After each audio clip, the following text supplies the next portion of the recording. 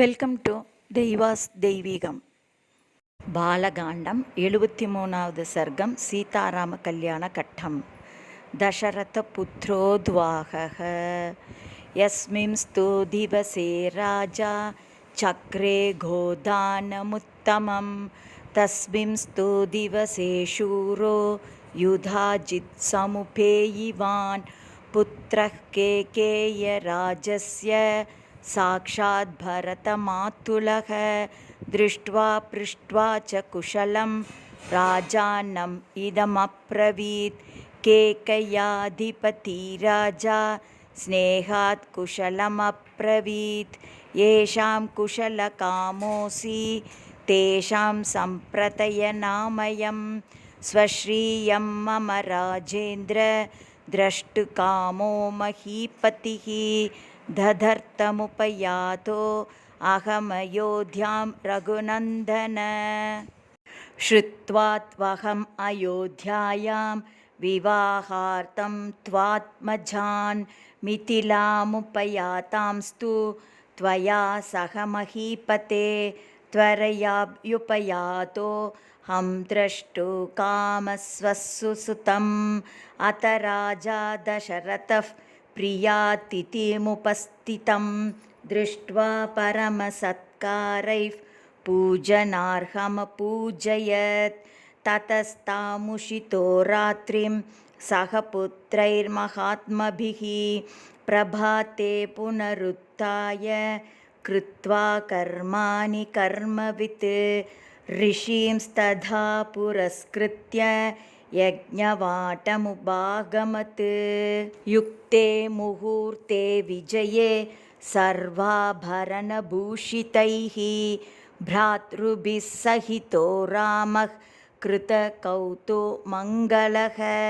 वसिष्ठं पुरतः कृत्वा महर्षीणपरानपि वसिष्ठो भगवानेत्य वैदेहम् इदमब्रवीत् राजा दशरथो राजन् कृतकौतुकमङ्गलैः पुत्रैर्नरवरश्रेष्ठ धातारम् अभिकाङ्क्षते दातृप्रतिग्रहीधृभ्यां सर्वार्थाप्यभवन्ति स्वधर्मं प्रतिपद्यस्व कृत्वा वैवाह्यमुत्तमम् इत्युक्तः परमोदारो वसिष्ठेन महात्मना प्रत्युवाच महातेजा वाक्यं परमधर्मवित् कस्थितः प्रतिहारमे कस्याज्ञा सम्प्रतीक्ष्यते स्वगृहे को विचारो स्थीयता राज्यमिदं तव कृतकौतुक सर्वस्वा वेदिमूलमुपागताः मम कन्या मुनिश्रेष्ठ दीप्तावग्नेर्यथार्चिषः सद्योऽहं त्वत्सप्रतीक्षोऽस्मि वेद्यामस्यां प्रतिष्ठितः अविघ्नं क्रियतां राजन् किमर्थमवलम्बते तद्वाक्यं जनकेनोक्तं श्रुत्वा दशरथस्तथा प्रवेशयामास सूतान् सर्वान् ऋषिगणानपि ततो राजा विदेहानां वसिष्ठमिदमब्रवीत् कारयस्व ऋषे सर्वां ऋषिभिः सह धार्मिकैः रामस्य लोकरामस्य क्रियां वैवाहिकीं प्रभो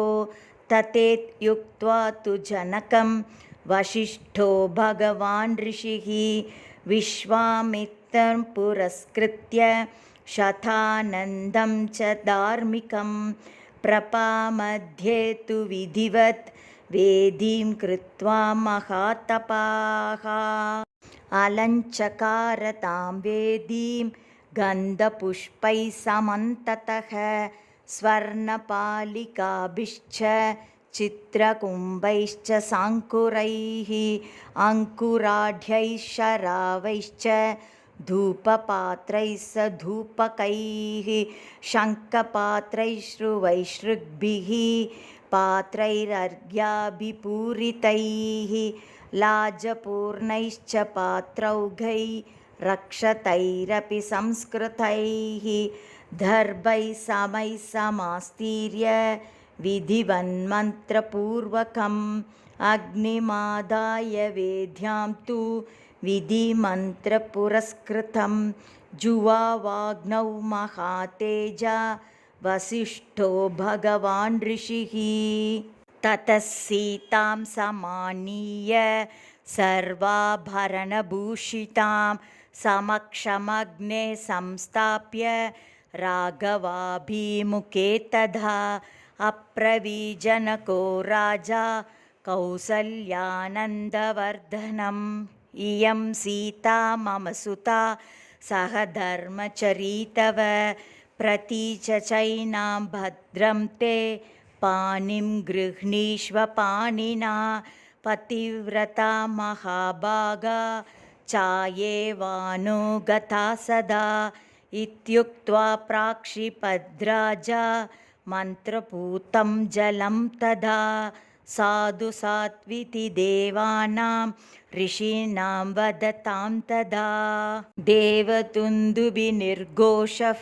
पुष्पवर्षो महानभूत् एवं दत्त्वा तदा सीतां मन्त्रोदकपुरस्कृताम् अब्रवीज्जनको राजा हर्षेणाभिपरिप्लुतः लक्ष्मणा गच्छ भद्रं ते ऊर्मिलां च ममात्मजां प्रतीच पाणिं गृह्णीष्व मा भूत्कालस्य पर्ययः तमेव मुक्त्वा जनको भरतं चाभ्यभाषत गृहाण पाणिं माण्डव्याः पाणिना रघुनन्दन शत्रुघ्नं चापि धर्मात्मा अब्रवीज्जनकेश्वरः श्रुतकीर्त्या महाबाहो पाणिं गृह्णीष्व पाणिना सर्वे भवन्तः सौम्याश्च सर्वे सीचरितव्रताः पत्नीभिः सन्तु काकुत्स्था मा भूत्कालस्य पर्यमः जनकस्य वच श्रुत्वा